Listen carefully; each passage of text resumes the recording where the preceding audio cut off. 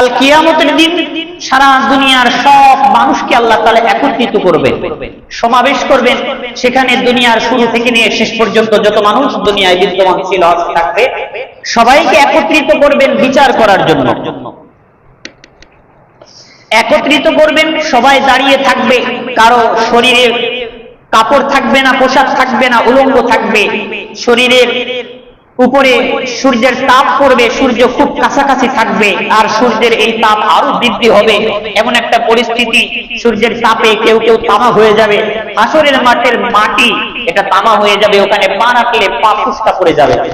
আর মানুষের ধৈর্য এতটাই অধিক হবে যে বিচার আর সহ্য করতে পারবে না, আল্লাহর কাছে বলবে আল্লাহ বিচার শুরু করে দেন।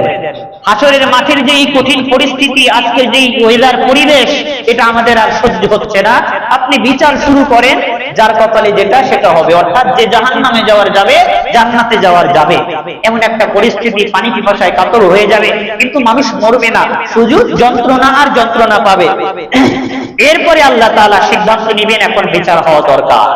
এই বিচার শুরু হওয়ার আগে উম্মতে মুহাম্মাদী সাল্লাল্লাহু আলাইহি ওয়াসাল্লাম, তারা আমাদের নবী সাল্লাল্লাহু আলাইহি ওয়াসাল্লামের কাছে একটি হাউজে কাউসার পাবে, যেটি আল্লাহ দান করেছেন। সেখান থেকে পানি পান করানো হবে। আল্লাহর নবীর উম্মতদেরকে নবী সাল্লাল্লাহু আলাইহি ওয়াসাল্লাম তার হাউজে কাউসারের পানি পান করাবেন। এই পানি পান করালে জান্নাতে যাওয়ার আগ পর্যন্ত যেই ব্যাপ্ত সময়, বিচারের যেই সময় হাজার হাজার বছর কেটে যাবে, ওই হাউজে কাউসারের পানি একটু পান করার কারণে তার আর পিপাসা লাগবে না। তবে এই হাউজে কাউসারের পানি যে পান করতে যাবে রাসূলের কাছে, সবাই পান করতে পারবে না। নবীর উম্মত বলতে যারা নবীকে নবী মানছে, যারা ইসলাম ধর্ম গ্রহণ করছে, নবীর আদর্শ যারা ধারণ করছে, তারাই নবীর উম্মত। এই উম্মতদেরকে পানি পান করানো হবে। কিছু কিছু লোক নবীর কাছে যাবে পানি পান করার জন্য, তখন নবীর মধ্যে এবং ওই ব্যক্তির মধ্যে পার্টিশন পড়ে যাবে, পর্দা পড়ে যাবে, দেয়াল সেট হয়ে যাবে। তখন নবী বলবেন আল্লাহ এটা কি হলো, সে তো আমার উম্মত, তাকে তো আমি চিনতে পারছি। তখন আল্লাহ বলবেন ইয়া রাসূলুল্লাহ, আপনি দুনিয়াতে ছিলেন না, আপনি দুনিয়া থেকে বিদায় নেওয়ার পরে এই ব্যক্তিরা নতুন করে দ্বীনের মধ্যে সংযোজন করেছিল এমন বিধান যেটা আমি শরীয়তে দেইনি। অর্থাৎ যেটা কোরআন হাদিসে ছিল না, তাদের মন গড়া, তাদের নিজের স্বার্থের জন্য, দলের স্বার্থের জন্য, টাকা পয়সা কামাই করার জন্য নিত্য নতুন নিয়ম বানায় এনেছিল, শরীয়তের মধ্যে নতুন কোনো কিছু প্রবিষ্ট করাইছিল, বেদাত করছিল।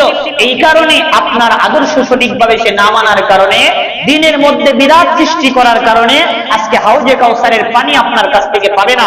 আর এটা চূড়ান্ত সিদ্ধান্ত, যেই ব্যক্তি হাউজে কাউসারের পানি পাবে না, এটা মেনে নেওয়া হবে, এটা বোঝা যাবে যে এই ব্যক্তি জাহান্নামে যাবে।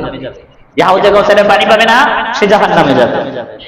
তখন আল্লাহর রাসূল বলেন ফাআকুলু সুহকান সুহকান লিমান গায়্যারা বা'দি, ওই ব্যক্তি দূর হোক, ওই ব্যক্তি দূর হোক যেই ব্যক্তি আমি বিদায় নেওয়ার পরে শরীয়তের মধ্যে নতুন কোনো কিছু সৃষ্টি করেছে, ওই ব্যক্তি দূর হোক, ওই ব্যক্তি বিদাতি, তাকে হাউজে কাউসারের পানি পান করতে দেওয়া হবে না।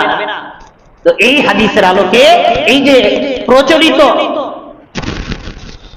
তথাকথিত ঈদে মিলাদুন নবীর নামে যে আয়োজন, এটা শরীয়তের মধ্যে নাই, বরং এটাকে তারা ফরজ ওয়াজিব বানায় নিছে, বাকি দুই ঈদের চাইতে বড় ঈদ বানায় নিছে।